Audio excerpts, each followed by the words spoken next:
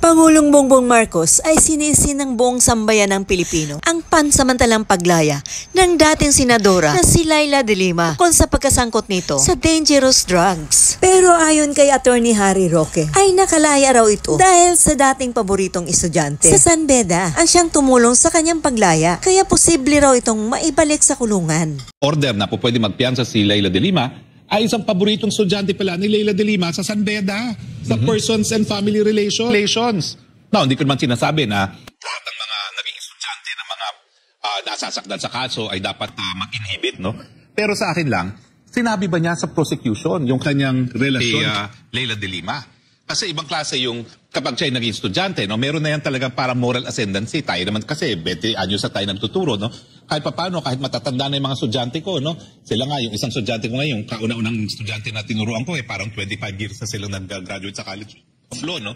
Meron pa rin moral ascendancy yan. Lalo na, kung nasasakdal yung iyong dating teacher sa College of Law, no? Ang balita pa sa akin, hindi lang ordinaryong estudyante ni Leila de Lima, itong si Judge Hito, paboritong estudyante pa. Siguro, kung hindi ito nailabas, ang naisip naman nila, pareho siguro, dahil alam naman nila na talaga kung anong relasyon nila sa isa't isa, hindi naman siguro lalabas na yan kasi hindi naman nagtapos sa San Beda itong si Judge Hito. Nagtapos ata sa San Sebastian, no, sa Baste. Pero, lumabas pa rin dahil isang buong klase yan na kaklase naman ni Judge Hito doon sa klase ng Persons and Family Relations, no?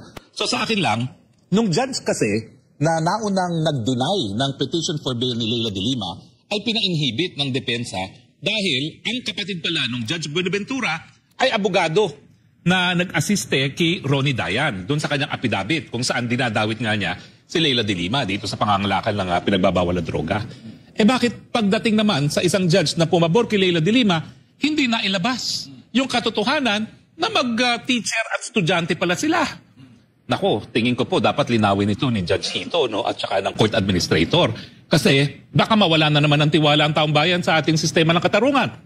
Kontrobersyal na nga ang kaso ni Leila de Lima, lalo pa talaga maging kontrobersyal yan. Ngayong lumabas na itong katotohanan na estudyante pala ni Leila de Lima, itong si Judge Hito. Pwede naman kasi na baka naman pinagbigay alam doon sa public prosecutors. At kung hindi naman nagreklamong public prosecutors, wala tayong magagawa dahil sila naman ang naghahawak ng kaso. Dito sa isang kidnapping case ko, may isang abogadong pumasok, no? Na parang, wow, ang lakas ng dating. Tapos maya-maya, sinabi ng judge, I'd like to give notice to the parties na attorney so-and-so used to be the branch public prosecutor of this court. Yun pala, dun siya naka-assign sa hukuman na yun bilang piskal. So, hindi naman ako nagreklamo dahil ako naman naniniwala na kahit ano pa mangyari, patas naman yung West na yun, no? So dito, tinatanong lang natin, nagkaroon ba ng ganyang disclosure na mayroong relasyon si Judge Hito dito kay Leila de Lima? At napakalaking relasyon yan, napaka-importanteng relasyon yan dahil bilang isang estudyante ng batas, lalo na kung totoo na siya naging paborito ni Leila de Lima, talagang merong moral ascendancy. Ngayon, yung artikulo ng Rappler na talagang puro-puro dito kay Judge Hito, dati pala, siya rin yung nagbigay ng order na mag-furlough yung si Leila de Lima para bisitahin yung nanay. So talagang maraming desisyon na pabor kay Leila de Lima itong si Judge Hito. Ngayong lumabas na teacher pala niya, ang tanong, meron kayang kinalaman yung pagiging estudyante ni Judge Hito kay Leila de Lima.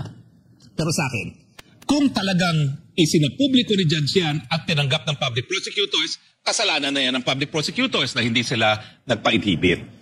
Pero ngayon nga, matapos siguro ang programa, tatawagan ko rin si Secretary Remulla, no? O kaya naman, baka naman tawagan na natin sa programa para mapabigyan alam kay Secretary Remulla kasi posible rin na hindi alam ng public prosecutors.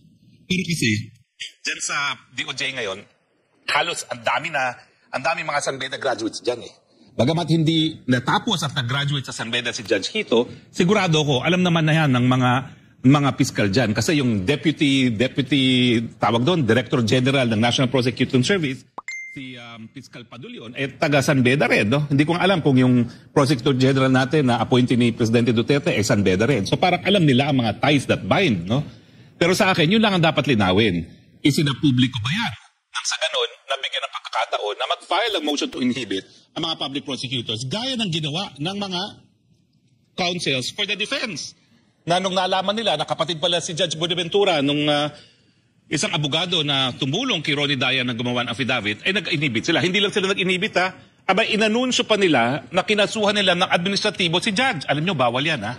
Sa Code of Judicial, Legal and Judicial.